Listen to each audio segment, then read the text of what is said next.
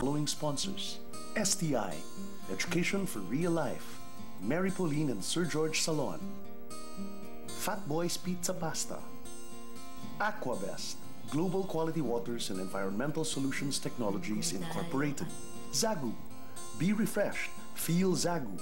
Do you want flawless white skin? Try KB Glutathione sa KB Glowing Ka. Dr. Reynaldo Carpio of Grand Monaco Homes. Sa Grand Monaco, tutulungan kang magkabahay. Moose Gear, Zenzest, TJ Media and Star Karaoke TKR 304P. Distributed by Soundmax Media Marketing Corporation. Ultra Mega Supermarket. Presyong mababa na, mas pinababa pa. Hey, Mr. Fu, mas kilala ka na ngayon sa ganyang personality, the real you. Oh, this is me, yes. Yan ang paglaya mo, freedom. Para ka nakahinga ba ng mga 5 million times? Correct. Oo, tsaka naging masaya yung trabaho. Kasi nung dati, kung pwede nga lang maging baklang reporter, why not? Kaso syempre, lagi lang nilang pick showbiz reporter pag bading, di ba? Pero that's unfair, though. Pero nag-enjoy ako dun sa trabaho at dami kong natutunan. And I think yung pagiging police reporter ko, nakatulong yun sa pagiging trabaho ko ngayon. Yun nga lang, eto na ako. Kasi talagang masaya na ako. So parang pag naglalakad ako, kung ano yung naririnig nila sa radio, ako talaga yun. So, ako tunay na ako. Mantakin mo from krimen. Correct! Eto ngayon, Mr. Fu, kanina ginawa mo yung dati mong personality na paminta. Correct. Okay. Ngayon, ulitin natin. Pakiulit mo ngayon, pero dun sa harap ng ating mga kapatid. Pumasok ka na ngayon sa crime scene bilang si Mr. Fu at present. Nakita mo na talaga at kailangan mo i-describe sa amin ang itsura ng loob ng crime scene. Paano mo ngayon gagawin? Mga kapatid, nandito tayo sa isang warehouse sa Quezon City kung saan... Ay, nakakaloka! May dalawang Jotay and Bloody Mary sila at may mga flower. I'm sure mga Becky Ite. Ay, nako, magbabalik ako maya-maya lamang. Bongga! Ganon! Di ba, nakaganon pa ako? Nagulat pa. Nagulat pa sa mga may mga Jotay at may dalawang flowers. I'm sure Becky ito mga na-Jotay. O, diba? Buti hindi ka pa naimatay. Ay, naku, nakakaloka. Pero dati ganyan ako, natatandaan ko na nagre-report ako, parang mayroong mabaho. Parang, parang siya pinatagpuan mabaho na ganyan. So nagla-live ako.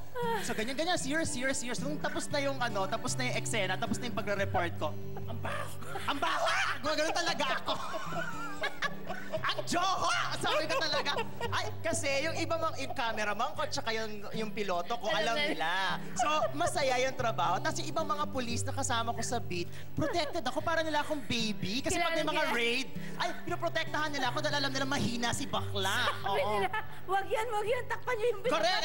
Yung binaba. Correct! Oo, si Badaf!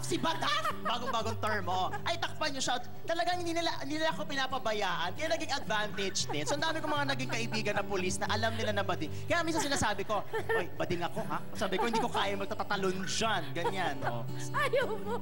Ayaw, afraid. May ganon? Ganon! Ayan, Mr. Fu, isang tanong na lang. Ano ang pinakamasarap sa pagiging out mo? Napakasarap magpakatotoo. Tulad na laman ng bulaklak na ito. Na talaga naman very, very blooming. Kapag ikaw ay nag-out. Totoo talaga yan. Ha? In fairness, totoo, ha? Ayoko ng bulaklak na plastic. Ayan. Ayaw natin ng plastic. So, ayaw ko ng plastic. Kailangan natin magpakatotoo. Yes. Kasi, kapag tayo ay nagpakatotoo, magiging masaya tayo. At yan ang essence ng buhay. Dapat masaya. Mr. Fu, maraming salamat sa pagiging bukas mo sa amin at sa pagpapasaya mo sa amin sa araw na ito. Maraming salamat, Miss Sharon. Mabuhay Thank ka.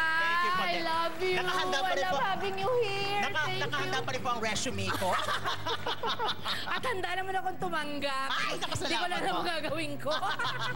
Magagawa ako ng crime show. Correct. Ganon.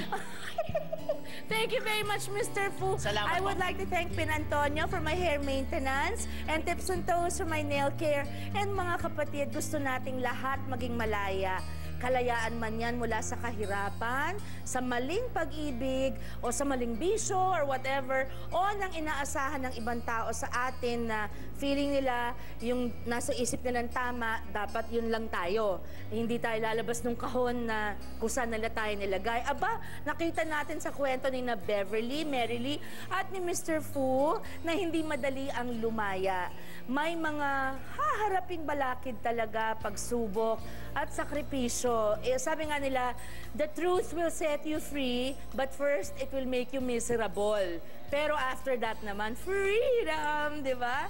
Saka dyan mo malalaman kung sino mga tunay na nagmamahal sa'yo. Okay, sa tamang prinsipyo, tatag ng loob at kagustuhan magkaroon ng tunay na pagbabago, magsisimula ang paglaya nating lahat. Ikaw, malaya ka ba, kapatid? Lumaya ka na. Yan na Na naman. kayong lahat. Ako po si Sharon, malayang malaya. Mataba na ako, mataba. Ang puso ko. Kasama mo lagi, kapatid. God bless you. Ganon? Ganon.